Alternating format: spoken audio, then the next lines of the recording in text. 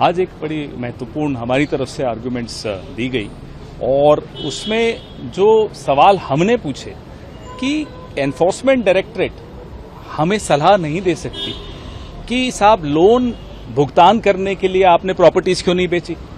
हम कोई महाजनी का धंधा तो नहीं कर रहे हैं। हमने लोन इंटरेस्ट फ्री दिया ताकि जो ऑब्जेक्टिव्स हैं अखबार निकालने के, अखबार में विचारधारा को प्रचारित करने के, वो ऑब्जेक्टिव्स फुलफिल हों। और अगर वो लोन चुकता नहीं कर पाए तो ईडी कौन है जो हमें सलाह देंगी कि साहब आप प्रॉपर्टी बेच के लोन चुकवा देते। इस धंधे में तो हम नहीं हैं।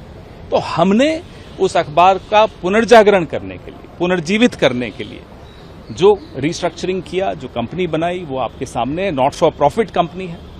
और हमने एक एप्लीकेशन भी मूव की कि वो तमाम कागजात जो ईडी ने विथहोल्ड किए हैं वो कागजात भी रिकॉर्ड पर लाए जाएं।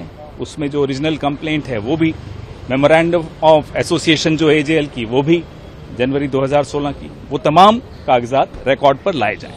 सर, जो सीनियर वकील थे आज पेश हुए कांग्रेस की राहुल गांधी जी की तरफ से, उन्होंने मोतीलाल वोरा जी का जिक्र किया कि उनसे पूछताछ हुई थी काफी लंबे समय तक, लेकिन ईडी उनकी मृत्यु तक इंतजार करती रही पहले से आके, जबकि वो जानते थे कि किस तरीके से सारा कुछ हुआ, वो जानते थे, बता सकते, लेकिन उनको अब उनके जाने के बाद अब ईडी एक्टिव हुई है। जी, वकील साहब ने ये बात सामने रखी कि किस तरह से ईडी उस वक्त तक इंतजार करती रही कि जब तक वोरा जी का देहांत न हो जाए और उसके बाद अचानक सक्रिय हुई। बिल्कुल ये बात रखी गई।